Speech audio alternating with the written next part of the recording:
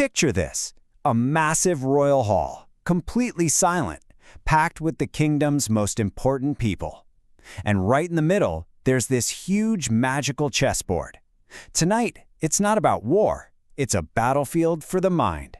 A legendary challenge is about to unfold. You see, King Alaric the Wise, he's a ruler who values brainpower over brute force. So he's come up with a special test for his best knight, Christian. And this isn't a test of how strong you are or how brave you are with a sword. Nope. This is about pure, uncut strategic brilliance. So, let's get into it. The Royal Challenge.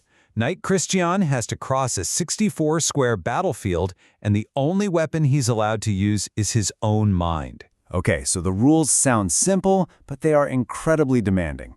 First, he's got to start in the corner, on square A1. Second, he can only move like a chess knight, that classic L shape. Third, he has to land on every single one of the 64 squares.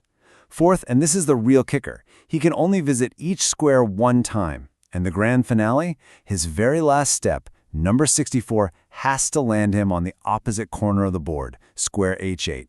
No pressure, right? And Christian, with a totally steady voice, accepts. He walks up and steps onto that first square, A1. And as soon as his boot touches it, the square starts to glow with this soft, magical light. The journey has officially begun. And so he's off. With every single one of those L-shaped jumps, another square on the board lights up.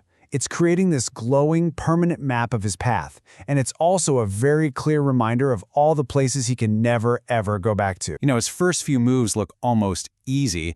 He jumps from A1 to C2, then to E3, and then all the way to G4, just cutting this clean diagonal line right across the board.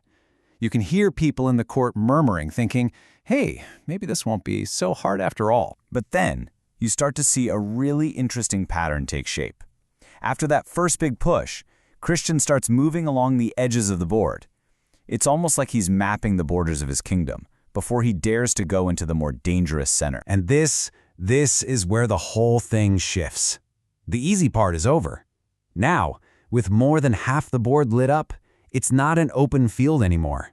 It's become this incredibly dangerous maze, where just one wrong move means he fails. He's lit up more than 32 squares. So he's over the halfway point, but the feeling in the hall is more tense than ever. This is it. This is where the real mental gymnastics begin, because every single move from here on out could be a trap. I mean, really think about it. Put yourself in his boots. He's standing there, looking at this patchwork of light and darkness. A jump to one square looks safe, sure, but what if it traps him 5 moves from now? How on earth does he figure out the right path? And here's the absolute heart of the puzzle. The knight is staring at a choice. He could jump to a square that's wide open. You know, one with tons of options for his next move. It feels safe. It's tempting. But it's a fatal trap.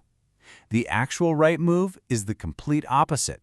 He has to jump to a difficult, isolated square with very few ways out. This completely counterintuitive strategy actually has a name. It's called Warnsdorf's rule. Think of it as the ancient secret to solving the knight's tour. By always picking the path of most resistance, the square with the fewest possible next moves, you make sure you don't leave a single, lonely square behind that becomes impossible to get to later. And in this amazing moment of clarity, Christian gets it. He whispers to himself, I have to go where it's hardest so that I have somewhere to go later. He finally understands. He can't fall for the easy move. He has to tackle the most trapped, most difficult squares first, because that's the only way to guarantee he'll have a path to victory at the end. He's not just playing the next move, he's playing 30 moves ahead. So after 61 exhausting, brain-melting jumps, the end is finally in sight. The hall is dead silent. Every single person is just staring at that board. Only 3 dark squares are left between Christian and a legendary victory. So here it is, the final setup. Christian is standing on square G6. In front of him are the last 3 unlit squares, E5, F7, and the final goal, H8. The path is there, but the sequence has to be absolutely perfect.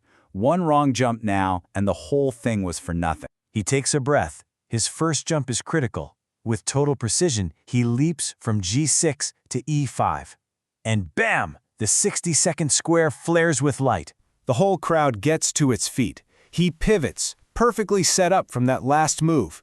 From E5, he springs to F7. The 63rd square bursts into light. There's only one left. Only one dark square remains. And from F7, there is only one possible jump left. The exact one he's been planning for since the beginning. With a smile, he launches himself for the 64th and final time. He lands squarely on H8. Victory! The instant his boots hit that final square, the entire board just erupts in this blinding, golden flash. You hear triumphant music blast through the hall. He did it. He's standing there, exhausted but a champion, bathed in the light of his perfect quest. And as King Alaric walks towards him, he says it all. He makes it clear that Christian proved something huge tonight. The greatest victories don't come from brute force. They come from strategy, from patience, and from having the vision to see the entire board, not just the move right in front of you. And that leaves us with a really powerful question, doesn't it? Knight Christian won by consistently choosing the most difficult, most constrained path. So it makes you wonder, what's the hardest path in your world, in your work, in your life?